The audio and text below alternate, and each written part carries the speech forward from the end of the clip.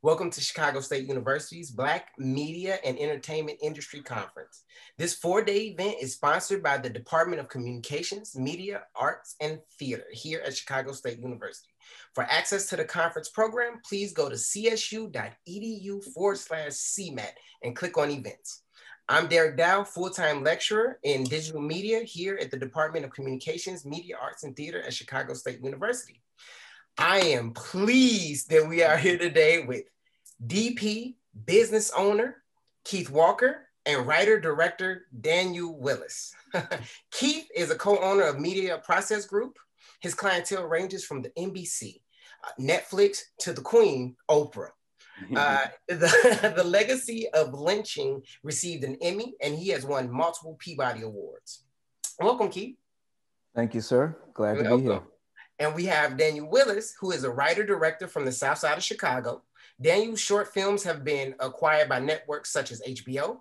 His television directing credits include ABC's The Rookie, NBC's The Blacklist, and ABC's Grey's Anatomy.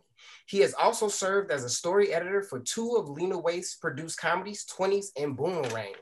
Woo, that's a lot, guys. Thank you. Thank you. Good to be here. Good to be here. Good to be here. Well, so let's just jump right in, guys. I want to talk about, first off, where you're from and how you got into your respective fields. Who's first? I'll go first. Okay. I'm from South Side Chicago. I grew up all over, mostly South Shore. I went to Kenwood for high school. And then I went down to the university. Get out of here. Where'd you go to high school? He went to Hyde Park.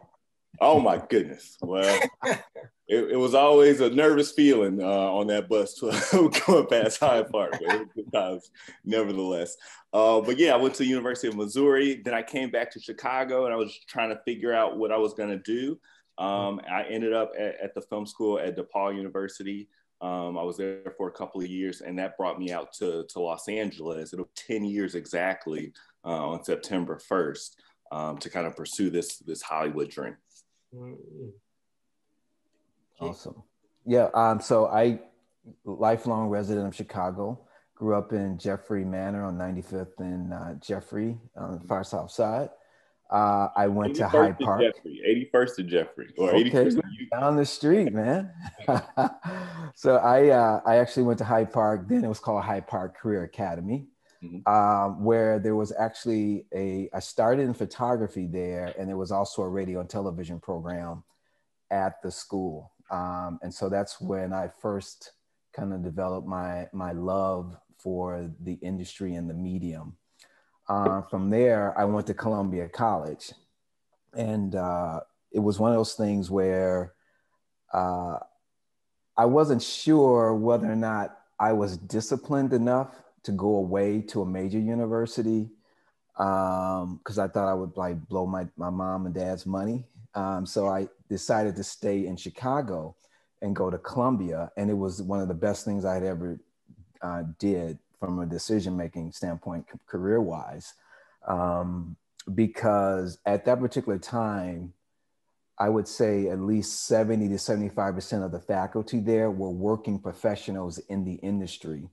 And so I not only got, theory, but I got real world, what's it like, being out in the industry from these instructors and professors that were still doing it on an everyday basis. And I also wanted to stay in a large market and make connections whilst in school, instead of going away to some farm field out in Timbuktu and you come back 4 years from there and all you have is a resume in your hand with no connections. Mm-hmm. So I think it was a really good decision for me, because I was able to network and make connections while still being in, at the time, the third largest marketplace. Wow. I'm going to segue. We talk about connections. How'd you get in touch with Oprah? That was So I've never worked for Harpo directly. She's always been a client of mine. But when her show started to actually do remote location shooting outside of the studio, they needed, basically freelance technical people that can go out and do those remote shoots. And so I'm kind of like what you might call like a on location specialist. I don't do a lot of studio stuff. I can do it, but it's not what I love. I love being out in the field. I love a challenge of going from one location to the next, trying to figure it out in a matter of minutes to make the shots happen. And so at that time, they needed people like myself to join with them on those remote shoots all over the place. And that's how I got connected through her through a couple of different things. I did a shoot for Ed Gordon. We used to do things with Ed Gordon with BET, where we would interview all these celebrities all over the place. And one of the people that was lined up in that particular time was to do an interview with Oprah. And so even though I was in town with them, I wasn't really in that particular vein until I actually did the shoot. And her publicist liked my work, and business cards got exchanged. And 25 plus years later, I'm still working with her. Yeah. So it's been a fantastic journey. I love it. Dan, I don't want to say you at the beginning of your journey, but I know you're in the earlier stage and you've done amazing things already. How did you start getting your connections and get into like being able to be on a Shonda Land production and so forth? It's actually a really cool story. It's funny, we went to all rival schools. So it was first I in DePaul and in Columbia. But it was a Columbia grad who really helped me for the first time. I remember when I was at DePaul, I used to listen to all these podcasts about filmmaking. And, I'll just sit there and listen to the guests. Oftentimes it'll be people telling their break-in stories. This one woman, Tamiko Brooks, really dope writer who worked on some shows that I had appreciated. She was a guest on the show. I reached out to her on Twitter and said, hey, I'm moving out to LA. I would love to sit down and have coffee with you because I heard that's what you're supposed to say. I didn't know anything. Very luckily for me, she said yes, and we sat down. And she gave me some advice. Told me a little bit about what I could be doing, what I should be doing, and that's just a relationship that I maintained over years. Now, fast forward like 4 years later, she heard about a job. She sent over my resume, and that was my opportunity to move into television. Before that, I worked at studios and production companies, kind of at assistant levels, type things. This was my opportunity to work in a production environment at Grey's Anatomy. And so once I was there, it was just about kind of working my way up. I was what they call a writer's PA, which is essentially the person who, takes care of the writers. So I'm, doing groceries and getting lunches and cleaning and restocking the office, all those things. And then, that turned into a job as the showrunner's assistant. And, that's the job where you really just kind of focus on the head writers, and it's your job to kind of be their secretary, essentially. And then I became a writer's assistant. And then, okay, well, this one is about, being in the writer's room and taking notes as the writers kind of figure out what the story of the episodes and the seasons are going to be. All this time I was also every free moment, writing pilots at my desk and, just trying to figure out what kind of writer I was going to be. So in that moment when someone may ask me about, what I wanted to do, I would have something tangible to show them. I was also like sneaking over the set all the time and like informally, shadowing all the directors and seeing what they were doing and how they were moving and how they were behaving and all these other things. So I was just kind of, getting my education in Hollywood in kind of a practical way. I had gone to film school, but, there's a lot that you can't learn in that classroom environment. So after a while, I had, built up a couple scripts. I had made, a couple projects that I could kind of call signature projects. And so I was able to kind of take that out into the world and show it to people who I had met and had relationships with, and they knew I was a hard worker. And then I was able to apply for fellowships and things of that nature. So, when I was ready, the opportunities were there based on the relationships that I had built as I was kind of emerging just as a professional, And so that led to my first directing opportunity. I first got hired as a director on Grey's Anatomy. I went on to do The Blacklist and a few other shows. And then those scripts that I had written years previous started to land on people's desks. So it's like, it's about timing, it's about fit, it's about, the right opportunities coming along. So it's just, with a little bit of patience, a little bit of tenacity, it seems to be working out. I love how you started your story, because I always beat this in my students, like lead with service. You didn't come in being a director. You literally said, I was assistants and I was this and I was that. And within that, you picked up new skills and learning and stuff. Like I had the pleasure of interning with Keith. He was my very first internship, and I learned a lot. And I learned what I was good at and what I wasn't good at. So that was a really good thing for me. You talk about scripts, and Keith, I want to talk, because what comes up with that to me is ownership, right? So Keith, I want to start with you, because you're a co-owner of MPG, right? Correct. So how did that start? So going back to college, I was telling you about some of the professors and instructors at Columbia College. My senior year, I took a Tech 3 class, and the instructor was Bob Hercules, who was my business partner today. So he loved my work. He was a graduate from, I think he got his master's at the University of Michigan or Michigan State. I always get them confused. It was the blue and gold. Which one is that? That's Michigan. Michigan, yeah. Michigan, okay, yeah. All right. So he got his master's from there, he and 3 other guys out of Michigan, and then they came to Chicago to start a production company. And so they had just started Media Process Group, and it was, a fledgling company. And they were teaching on the side to make, to kind of make ends meet. And so I took his class, and he loved my work, and he said, "Hey, do you want to do an internship at our company that we just formed about 1.5 years, 2 years ago?" And I said, "Of course." And so I think I stayed on for like the entire, it wasn't one semester of interning. I interned all the way through that whole year. And after I graduated, they offered me a position.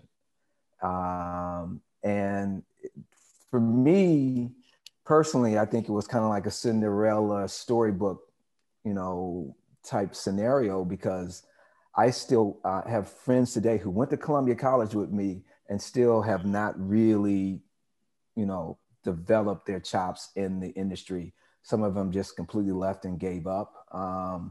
And, with hard work, luck, being at the right time, at the right place, learning, absorbing, soaking everything up like a sponge, and knowing what I really wanted to do early on, I think helped me get to where we're at today. And make a long story short, Media Process Group is 35 years old now. And I've been with the company at least 33 of those 35 years. And didn't start as an owner, but I am now co-owner of Media Process Group. And you've been that way for a while now, because I remember when I interned, you were. And yeah, I was co-owner then. Yeah. It was a so I never told you this, but it was like a source of pride for me. I was like, oh, that's the boss. Oh yeah, we're here now. And I should tell people that Bob is a white guy out of Michigan, and so it's been a really, really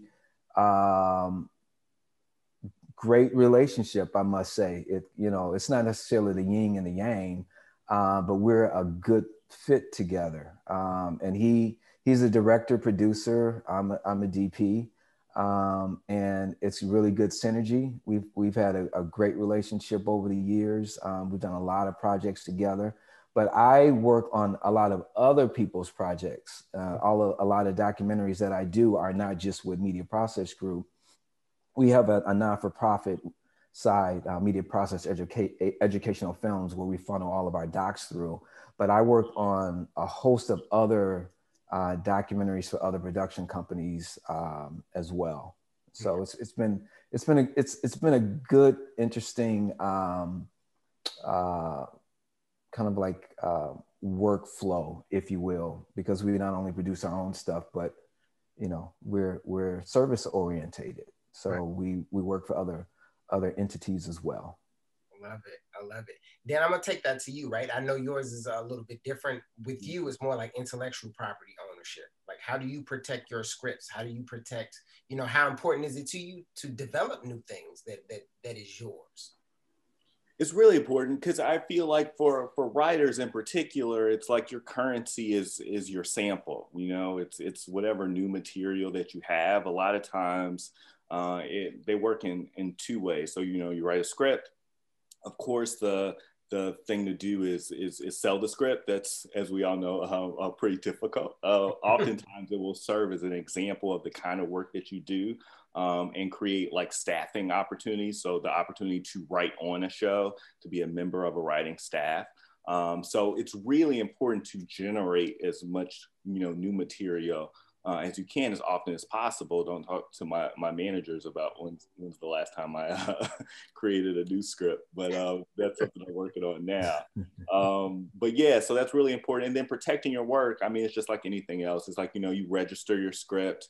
You can, get trademarks and things like that to give you legal protection. But a big part of the business is sharing your work. So I'm not super precious about that. It's like, I do my due diligence, but, you have to let people read your work. You have to kind of send it out into the world without fear that it's going to be totally, copied or co-opted in some way. But, do what you can. But generating new work is pretty much the most important thing any creative can do, especially as you're emerging, as you're breaking in. That part is free. It's like, Derek, you were saying a minute, there's no like job board for directing television or movies or independent features or studio features. So you have to kind of create those opportunities. So whatever you can be doing to develop yourself into those opportunities come along, it's really, really good for you. I love it. I'm going to segue into a question from Sharice Foster. She says, what opportunities exist in Chicago for comedy TV writers? Are most of the opportunities in LA? Well, I'm not in Chicago anymore, so I don't know. Do you think most of the opportunities are out? Yeah, well, we're in a really weird moment right now where, I think writing opportunities are opening up because all the writers' rooms right now are virtual. So you're seeing people who are probably LA based, but able to, go back home to the Midwest or go to the East Coast and work from there. Maybe they went back to see their families during the pandemic. Maybe they just wanted a change of pace. I can't predict how things are going to happen when the pandemic is truly over. It seems like there's, an inclination for people to get back into rooms, which then would make it important for people to be local here in Los Angeles. But we're seeing a lot of, people talking about like maintaining like the virtual environment, or maybe, being in the room a couple of days a week and then being virtual for the rest of the week. So as far as specific opportunities in Chicago for TV comedy writing, I'm not aware of them. I think it's still, mostly kind of centrally located in LA. But I know there are great comedy opportunities in Chicago. I mean, it's one of the best comedy towns in the country in terms of, theater. I was always at Second City. I was taking classes there when I was coming up. So I think those kind of opportunities are there, and kind of writing communities exist there. But I kind of tell people, it's like, if you want to, be a creator, if you want to be a maker, it's really good to kind of stay local. But if you want to get a job, and I feel like, a television writer is kind of a job, then being in Los Angeles can be helpful for you. I feel like that is the closest you get to a job in this industry. Exactly. Like a 9 to 5 is being a writer. Exactly. You know exactly when it's over. You know when you start and everything like that.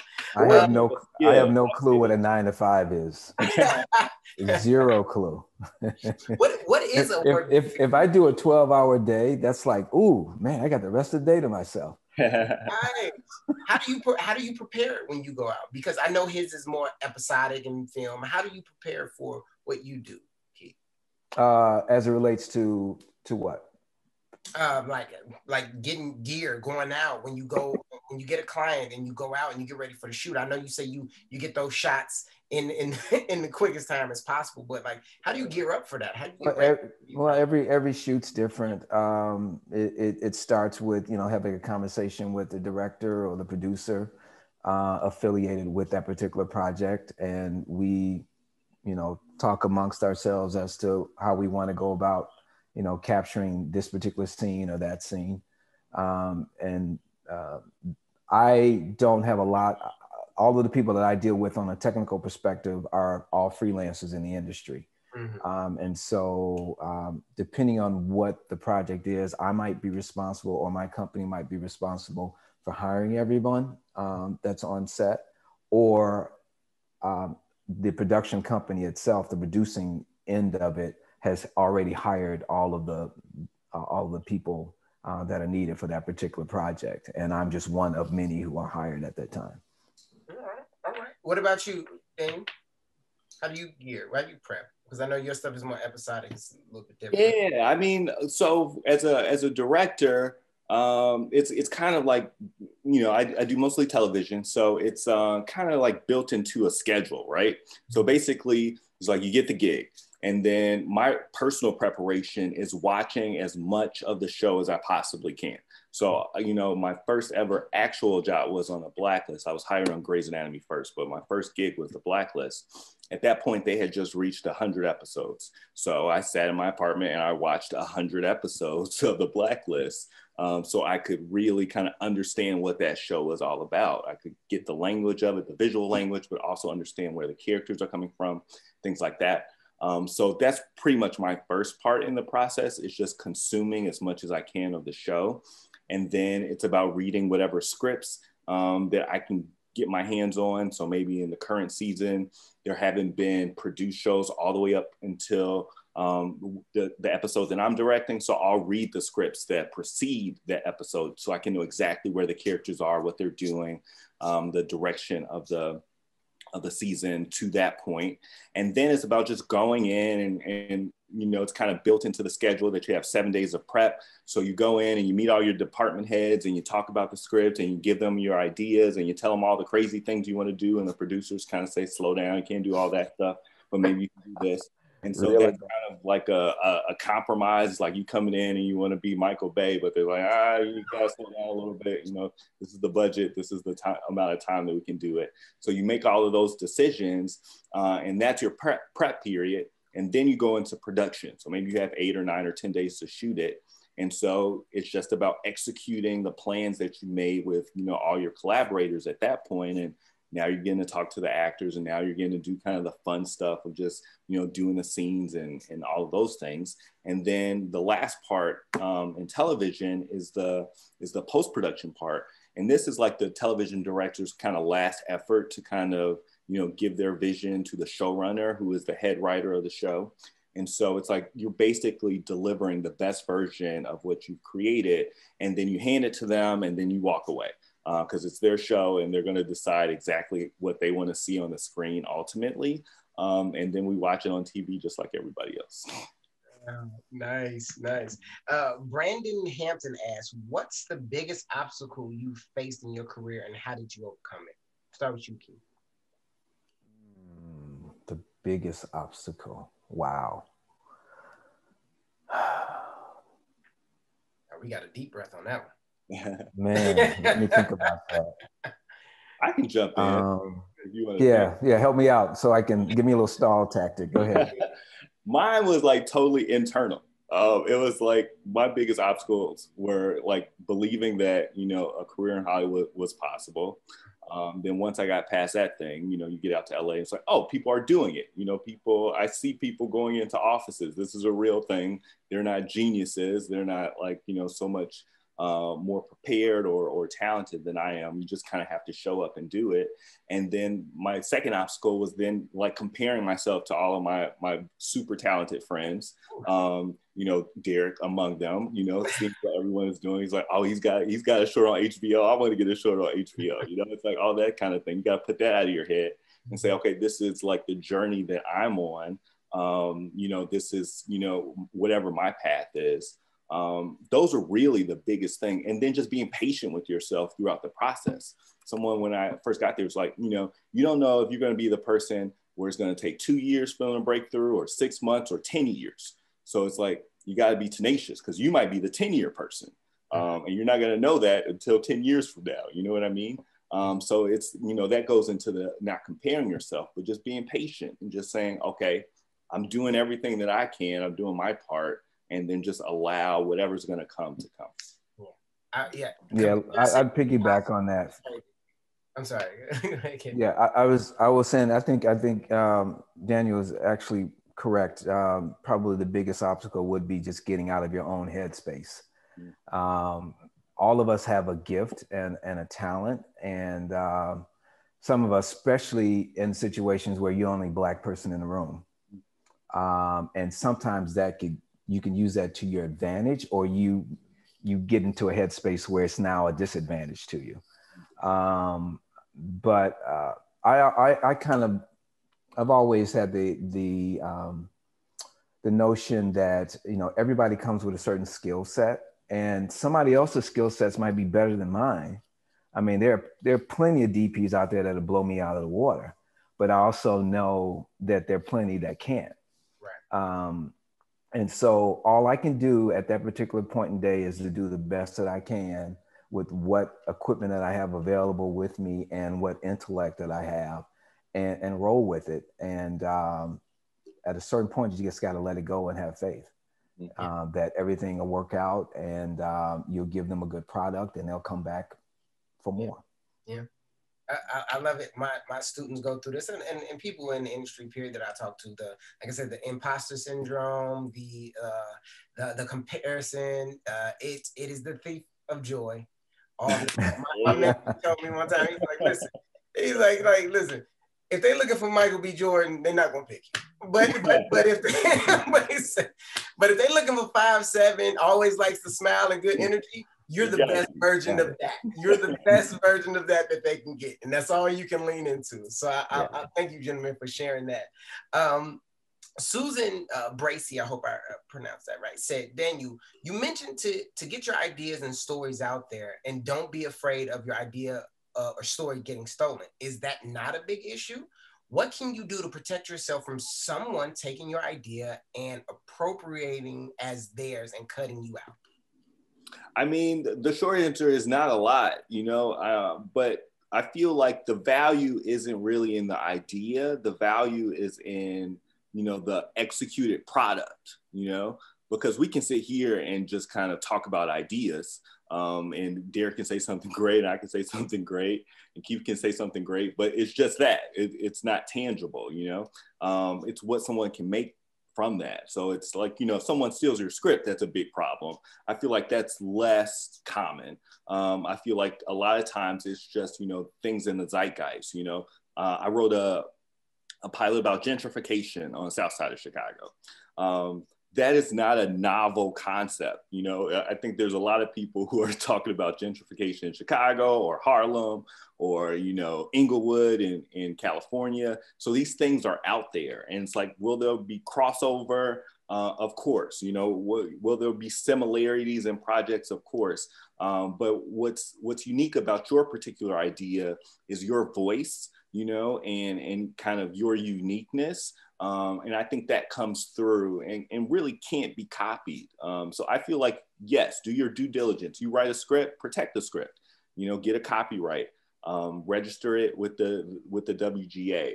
Writers Guild of America. Yeah, Writers Guild of America. But do you need to have, like, you know, everyone who reads it sign an NDA? I feel like that's overkill, especially if you are just kind of getting started. I think it's best to just do what you can to protect your work, but you can't kind of be afraid, because really sharing your work is what really makes a difference.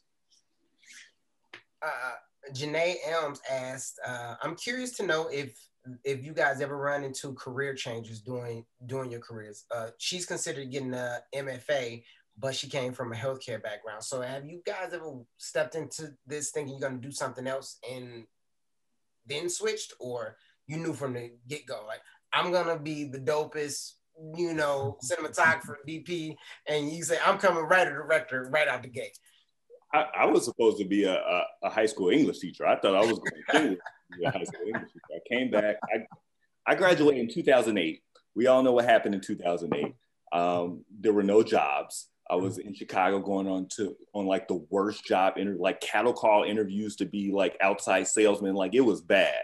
And so I was like, I got to figure out something. And so I was like, okay, I had an English major. This film thing doesn't seem real. Like it seems like kind of, like something in outer space. It didn't seem like a legitimate thing to pursue. So I went to DePaul and I signed up for their education program. And I was going to be a high school English teacher. And then something just told me to, just go over to the film school, just, walk through, take a little tour, see what it's all about. And I left there having changed my major to be film production. So it was as simple as that for me. I was on a different path. But I made a choice to do something completely opposite. Now, what I'll say to this person in particular is film school is very expensive and it doesn't in any way guarantee you success. And now, like where we are now is even different than where we were 10 years ago. It's like you couldn't access the kind of tools that you needed to make a short film back then. It's like these things were too expensive or whatever. So it's like the kind of formal environment of film school almost felt necessary even 10 years ago. Now I feel like it doesn't. So it's like if you're a person who is kind of independent and, in their pursuit of their creative like endeavors, I would say, don't even bother with an MFA. Just start doing the work, start making things and seeing if you really like it before you spend $100,000 on film school. I would agree to that. Yeah. And unless you're trying to do something later down the road, like teaching and being a professor somewhere, I think it's a definite overkill. Some people just like that higher knowledge and having, a bunch of degrees behind them because it solidifies them or whatever. But you don't need all of that. I know plenty of people in the industry, not to knock higher education, that are doing it on an everyday basis, making tons of money, and they don't have a degree in what we do. It's the school of hard knocks and them actually getting on the job training somewhere and learning how to do it. As it relates to I always wanted to do what I do. My mom and dad kind of reminded me earlier on that as a kid, when I got on punishment, I could go out and play, but I couldn't watch TV. So that kind of told me early on what my fascination was, and wanted to do something that had to do with something creative that was in the TV medium. I've always had that goal in mind, and I never wavered from it. But I know plenty of people, this is like the second or third career for them. There are a lot of people that are like journeymen, where they have multiple chapters in their life where they're this decade and there's something else another decade. It's different for everybody. I don't know what I'd do if I wasn't doing this. I honestly don't know. I have a passion for architecture, but I'm terrible in math. So this is my life's journey, and at a certain point, I'll have to give it up from a DP perspective, from a camera operator perspective, because your body will only last for so long doing verite work.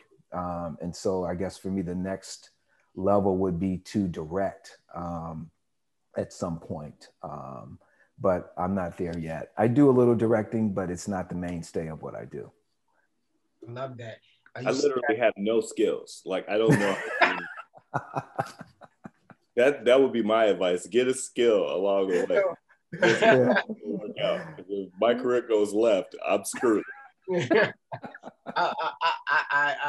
heard a lot of that stuff you guys said, just because I think about, I initially started Chicago State, and I was a computer science major like you, not great at math. So I was like, that's not it. I was doing it because, that was a thing at the time. Right. Then I did fashion merchandising, which, I still like the fashion stuff, but I wound up coming to CMAT and meeting Dr. Liss, fell in love with Dr. Liss, and that really changed the whole trajectory of my career, because I literally was gonna be a postal worker. That's what I was gonna go join the family business, deliver y'all mail, rain, snow, sleet, get my benefits, and come home. And I agree. But there, let me say this though. I think it's important to have a degree, only not so much to be in our field, but to at least have that as in your back pocket. Yeah. For if you don't make it in this industry, people hire you because you have a degree. They don't hire you necessarily because you have a degree in this or that. Exactly. There are a lot of people that have degrees in one field, but they're doing something totally different. And they got there because at least they had that degree with them. Exactly. So I don't want to say that it's not mandatory at all. It's not necessary at all. I'm just saying that it's good to still have it in your back pocket if you can. Well, here's the thing. I don't necessarily disagree with how you put it. Is what Dan, you have to know yourself, right? Yeah. If you are that hustler, independent, like go out, get everything, then you have to do that. But if you need that structure, right, you should look at csu.edu.com. And come to CMAT, work with Professor Dow. I'll give you the basics you need to go out and do. I'll save you 100,000. I'll save you 100,000 real quick. That was me. I wasn't the kind of person who I think would have created the opportunities that I needed. Like I needed to go into a classroom because it's like, that's what gave me confidence, It's like the education, the formal structure of it is what gave me confidence to keep like making things. Right. I don't think if I didn't go to film school, I would have been the person who was just making short films on the weekends, and like working a 9 to 5 Monday through Friday. Like it just, my brain doesn't work that way. I needed to be in that space. So yeah, I'm not like a knocking education in any way. I tell my students it's a safe place to fail. You come here to fail big. You come fail big here, right? So before you get in front of Keith, go fail big right here. Right? Make all your mistakes right in front of me, and then we can tune it up and get you where you need to be. Perfect. We got some good questions here. Keith, this one is for you. She says, hi, Precious Iridian. I hope I said that right. She says, hi, I am from London and I'm trying to write a documentary from both London and Chicago. Any tips? Write a documentary about London and Chicago? She says from London and Chicago. From both London and Chicago. So I guess she wants to shoot in 2 different spaces. Okay, if she wants to shoot in 2 different spaces. Well, I guess it depends on what her budget is. Let's start off there. Mm-hmm. If she has the budget to be able to go back and forth, I mean, that's so many ways you can take that question. It's kind of open-ended. The only things that I would think about just from that standpoint is, number one, budget. Do you have the budget to be able to fly back and forth to do a documentary in both cities or countries? You could, hire crews in Chicago, and you can also hire crews in London. That would help you out as well in terms of not hiring one crew to go back and forth. It also depends on the subject and the subject matter too. But I would have to have a little bit more information to really answer that thoroughly. So we're gonna go, Dan. With most people directing their written work, is it a plus or a must to do that? Do you think that's like you should just be directing your stuff? Should you be looking at other more? I think really it's about where your skill set is. If you enjoy writing, then yes, absolutely, because then that makes you like kind of a double threat. It's like if you like to write and that's something that you feel like you're good at, then write material for you to direct. That's the best way to get material to direct because it's free and the writer will trust you because you are the writer. If you are not a writer, then I think the important thing is to develop relationships with writers who you respect and whose work you really enjoy. So if you can do both, definitely do both. I think there is a real skill in writing and directing work that you did not write. Because really what that does is help with your like story analysis skills, help with your, how you interpret material. developing like a vision for things that you then generate personally. I think all of those things will help you as a director. I got my first opportunity I did this like independent pilot in Chicago. And that was my first time like writing something that I didn't generate solely myself.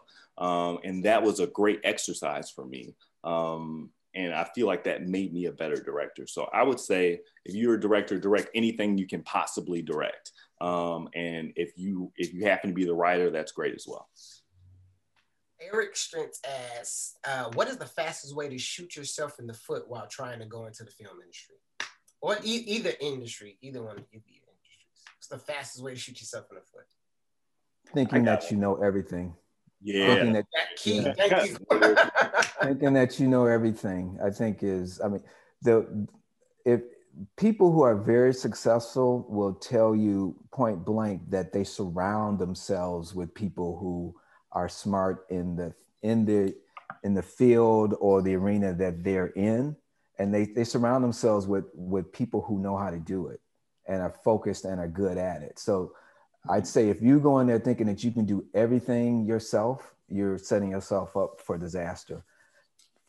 Surround yourself with people with impeccable knowledge that can help you get to whatever point you need to get to. I would say a lot of times I see folks who are not willing to do the job that they have. Like maybe they're so focused on being a writer or being a director, or being an editor or whatever it is, but right now they're an assistant. And so they're not like really applying themselves with that same kind of energy for their big goal to the kind of space they're in now. I'll give you an example. So it's like, I want to be a television writer. But right now I'm a PA on a show. It's like, it's incumbent upon me to be the best possible PA I can be. So that means getting the groceries on time. That means keeping things clean. That means stocking the refrigerator, all these things. Because what that does, number one, I feel like it just builds a good work ethic in you, but also you're demonstrating to all the powers that be that are around you that you're a good worker, that you can be relied upon, that you can be trusted. So when down the line, who knows when an opportunity comes along, they'll trust you enough to, if your work is good enough, give you an opportunity to move on to the next level. What I see a lot is folks kind of like being so focused on what their long-term goals are, they're kind of missing opportunities to kind of show themselves, to be a person of value, to be a person of service, to Derek's point. And they're missing opportunities that they don't even know could be created for them, because they're not getting the groceries on time, or they're messing up the coffee orders, or they're missing people's lunches and things like that. So I feel like always just kind of try to be great at the job that you have, wherever step along the process you are. And I think it'll make a huge difference in your opportunities to come. Well, fellas, I think that's what we're going to leave it at. We're running out of time right now, and you guys have been... Is that it? I mean, I know they should have gave us 2 hours. It's amazing. Like, I feel like I learned so much, or even rehash some of the things that I forgot. And I know our students and other visitors have gotten so much to this. Any last words from you guys? Anybody? Any tips? Quick little short blurb? Anything?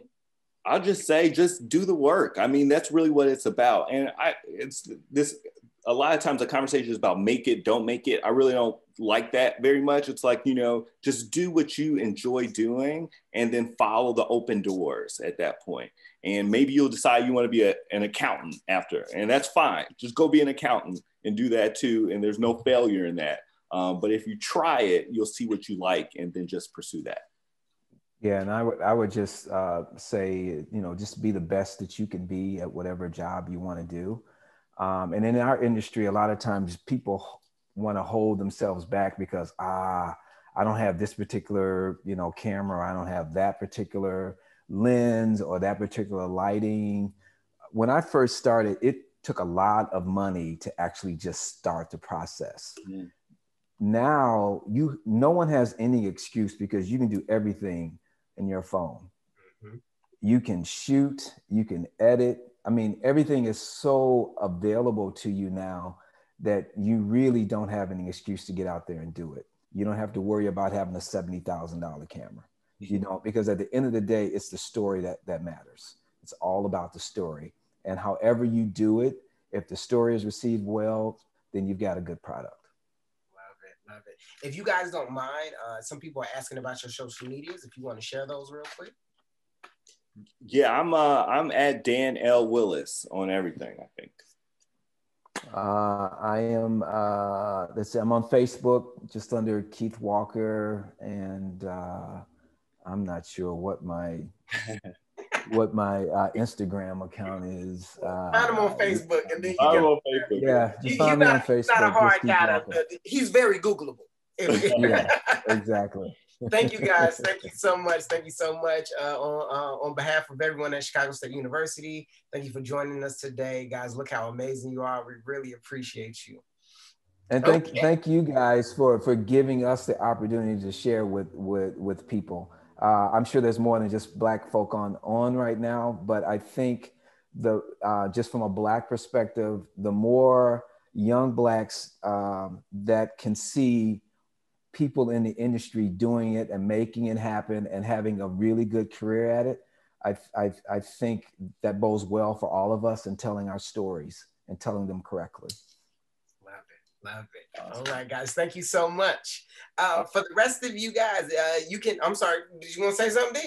I saw you oh, no, I didn't know what the sign-off point was. So I thought that's it. I'm about to go into the rest of it, bro. Next Don't mind me. For the rest of you here, guys, you can reuse the Zoom link to access today's panels. Please go to csu.edu/CMAT and click events to view the complete conference lineup. Our next panel, Journalism Producing on a Deadline with Tyra Whitney, producer of News Nation, and Derek Young, former journalist, will begin at 1 p.m. If you are a teacher applying to receive professional development credits for attending one of our 4 K-12 accredited panels, please use the link in the chat to receive more information or go to csu.edu/CMAT and click on events. And please remember, Chicago State will have a full schedule of face-to-face classes next fall. You can get all of this next fall. Go to CSU.edu to register and look at scholarships and stuff. So guys, like forever, I thank you for your time. I thank you for your effort. And as always, look how amazing you are. Prof Dow out. Thank you guys.